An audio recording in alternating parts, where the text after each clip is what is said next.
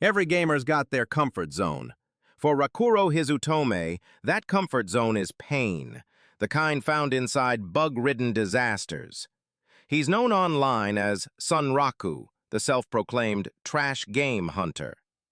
After clearing so many broken titles that normal players quit halfway, he finally decides to try something that actually works. Shangri-La Frontier. Day 1. He logs in wearing a weird bird mask and starter gear. He swings his rusty sword once, and the hit connects clean. No lag, no broken physics. This is paradise. So naturally, he ignores every tutorial and runs straight into the wild. Classic Sunraku move. While everyone else farms boars, Sunraku's out here speedrunning danger zones. He tests enemy aggro like a lab experiment and takes notes while dying. A lot. But that's how he learns the world's rhythm. One mistake, one respawn, one upgrade at a time. He meets a traveling NPC who hints at creatures that move under moonlight. And that's all he needs to hear. Night falls. In the ruins beyond town, silver light floods the stones. A howl answers the wind. Lycagon the Night Slayer, a unique monster thought to be a myth, appears. The fight is pure insanity. Every swing feels scripted by the gods of timing. He lasts barely a minute before Lycagon carves him down. Respawn, retry, repeat. He studies animation frames like it's Dark Souls VR. Finally, as he dodges one last strike, Lycagon slashes across his body and vanishes. Left behind is a glowing scar, the mark of Lycagon. Not victory, but acknowledgement, and a curse that rewrites his stats and future quests. Back in the city while recovering, a tiny white rabbit drops from the sky onto his head. He chases it through an alley until a hidden door opens. Unique scenario unlocked. Invitation from Rabbituza. Inside waits a mule, a Laplace rabbit brimming with energy. She explains that the mark makes him a chosen of the Vorpal souls. In other words, he's in deep. Through a mule, Sunraku enters Rabbituza, a hidden village of sentient rabbits ruled by Visace, Lycagon's old comrade. Visace tests his resolve and gifts him the Vorpal soul collar, a symbol of respect and new responsibility. Sunraku, the guy who used to speedrun trash games, just got knighted by a bunny elder. Peak MMO experience. With a mule now his partner, Sunraku sets out toward the main hub city, Thirdrema. He fights bandits, hunts new monsters, and slowly learns that the mark changes how the world reacts to him. Some NPCs whisper, others bow. Even wildlife avoids his aura. He meets a confident spear user named Katso, an old friend from real life who joins him later online. Katso's the brains to Sunraku's chaos, the strategist watching from the shadows. In Thirdrema, Sunraku crosses paths with the top-ranked player, Saiger Zero. She's graceful, precise, terrifying, and instantly curious about the bird-masked newbie making headlines. Their duel lights up the plaza. Sword flashes, dust rises, crowds scream. They call it a draw, but both know they've found a rival worth chasing. Soon after, Chaos has a name, Arthur Pencilgon. She's the type to laugh mid-raid just to see what happens. Arthur ropes Sunraku into insane experiments, like speed-clearing mid-bosses or glitch-jumping through terrain. Half her ideas fail. The other half break the game in style. Emule can't decide whether to cheer or faint. Back in Rabbituza, Visace sends Sunraku on a trial, defeat the guardian that protects the ruins of Lycagon's domain.